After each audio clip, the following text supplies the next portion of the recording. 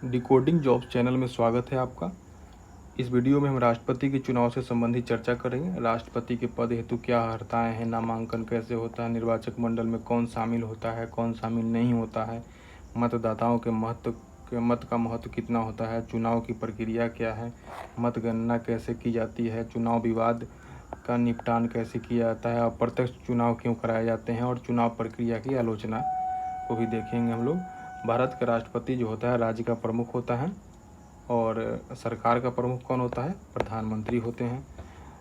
राष्ट्रपति जो है भारत के प्रथम नागरिक होते हैं और राष्ट्र की एकता, अखंडता और सुदृढ़ता का प्रतीक होते हैं, क्योंकि इनके चुनाव में केंद्र और राज्य दोनों की भूमिका होती है।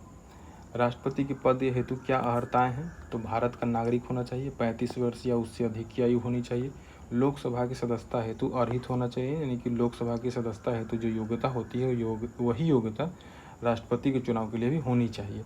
लाभ के पद पर नहीं होने चाहिए।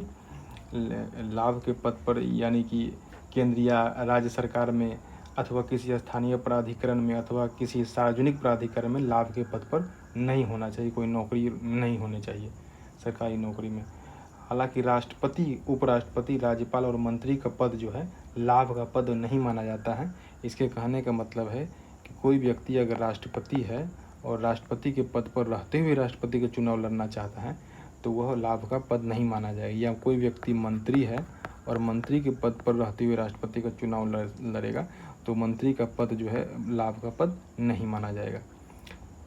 नामांकन में 50 प्रस्तावक एवं 50 अनुमोदक होना चाहिए और 15,000 रुपये की जमानत राशि रिजर्व बैंक ऑफ इंडिया में जमा होनी चाहिए।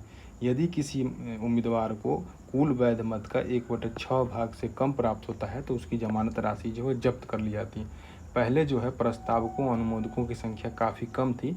97 से पूर्व इनकी संख्या 10-10 थी और जमानत की राशि 2,500 रुपये थी। ऐसा इसलिए किया गया है क्योंकि गंभीरता से चुनाव नहीं लड़ने वाले उम्मीदवारों को हतोत्साहित किया जा सके। निर्वाचक मंडल में संसद के दोनों सदस्य के निर्वाचित सदस्य भाग लेते हैं। यहाँ नाम निर्देशित यानी कि नॉमिनेटेड सदस्य भाग नहीं लेते हैं, निर्वाचित सदस्य भाग लेते हैं राज्यसभा और लोकसभा के। राज्यों की विधानसभा के निर्वाचित सदस्य भाग लेते हैं। केंद्र शासित प्रदेशों में 2 राज्य दिल्ली और पुदुचेरी के निर्वाचित सदस्य भाग लेते हैं और यह व्यवस्था जो है 17वें संविधान संशोधन 1992 द्वारा जो है लागू की गई थी। 17वें संविधान संशोधन द्वारा दिल्ली और पुदुचेरी के विधायकों को निर्वाचक मंडल में शामिल किया गया। निर्वाचक मंडल कौन शामिल नहीं होते? संसद के मनोनीत सदस्य जो है वो शामिल नहीं होती है, चाहे वो राज्यसभा के या लोकसभा के। राज्यसभा में राष्ट्रपति 12 सदस्यों को नॉमिनेट करते हैं, वो सब इसमें शामिल नहीं होते। राज्यों के जो है या केंद्र शासित प्रदेश के विधानसभा के मनोनीत सदस्य जो है एंग्लो इंडियन जो है मनोनीत किए जाते हैं राज्यपाल द्वारा, वो शामिल नहीं होते हैं। हालांकि 104वें संविधान संशोधन द्वारा जो है जो एंग्लो इंडियन के जो नॉमिनेशन का जो प्रावधान था वो समाप्त कर दिया गया है, लेकिन जब वो नॉमिनेट होते थे तब भी इस निर्वाचक मंडल में शामिल नहीं होते थे। ठीक है। इसके अलावे राज्यों के विधान परिषद के सदस्य भी शामिल नहीं होते हैं। 6 राज्य जैसे कि यूपी, बिहार, महाराष्ट्र, कर्नाटक, आंध्र प्रदेश और तेलंगाना में विधान परिषद के सदस्य हैं। हालांकि इनके सदस्य जो है निर्वाचक मंडल में शामिल नहीं होते हैं। विघटित सभा है, अगर कोई विधानसभा विघटित हो गई है या फिर लोकसभा विघटित हुई है तो उसके सदस्य जो है निर्वाचन में मंडल में शामिल नहीं होते हैं। मत का महत्व कितना होता है? विभिन्न राज्यों के प्रतिनिधित्व में समानता होती है, साथ ही राज्य और संघ के मध्य भी समानता होती है। एक विधायक के मत का मूल्य होता है राज्य की कुल जनसंख्या में भाग देंगे राज्य विधानसभा के कुल निर्वाचित सदस्य और उसमें 1/1000 से गुना कर देंगे। ठीक है, 1/1000 से गुना कर देते हैं। जैसे अगर मान लें कि किसी राज्य में विधायक की मतगणना हो रही है, किसी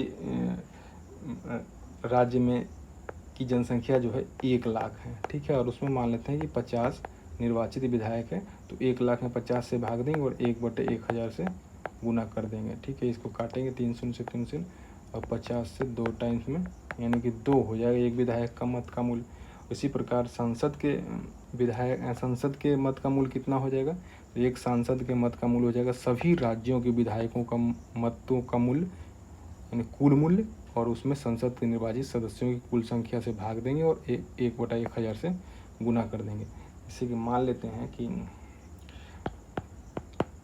सभी राज्यों को, जैसे जितने भी राज्य हैं भारत के, सभी राज्यों के विधायकों का जो मत का मूल्य है, जैसे मान लेते हैं कि 1,50,00,000 है मत का मूल्य, तो इसमें और मान लेते हैं कि सदस्यों की संख्या जो संसद में 750, ताकि काटने में सहूलियत हो, और इसमें 1/1000 से गुना कर देंगे। 3 शून्य से 3 शून्य कट गया, और 1 शून्य से 1 शून्य, 75 से 2 मरतबे 150 और 1 जीरो आ जाएगा, यानी कि एक सांसद का मूल्य हो गया 20। ठीक है।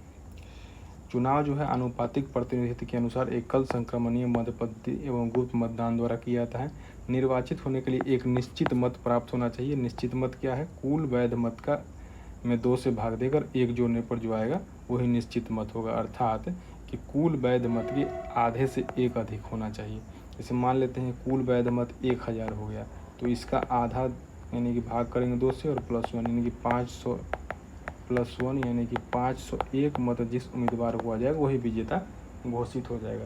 ऐसा नहीं कि चुनाव हुआ जिसको सबसे ज़्यादा मत आ गया वो जीत गया, चाहे वो 501 से कम, ऐसा नहीं होता है। 501 मत आना ही चाहिए। ठीक है।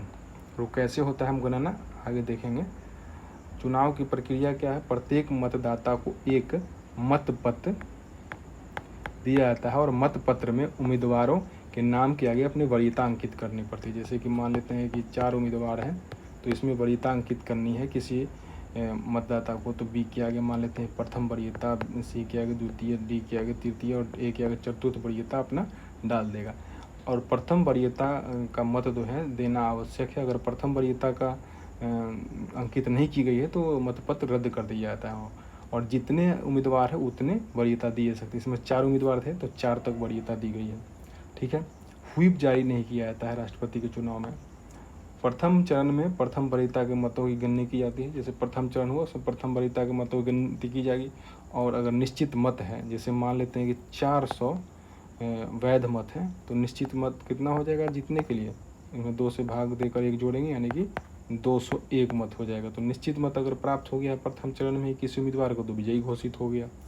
यदि नहीं हुआ है तो फिर प्रथम वरीयता के न्यूनतम मत प्राप्त करने वाले उम्मीदवार के द्वितीय वरीयता के मत को अन्य उम्मीदवार में स्थानांतरित कर दिया जाता है, और यही प्रक्रिया निर्धारित मत प्राप्त करने तक चलती है।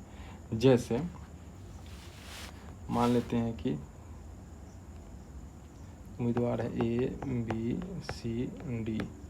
ठीक है। और इनको मिलता है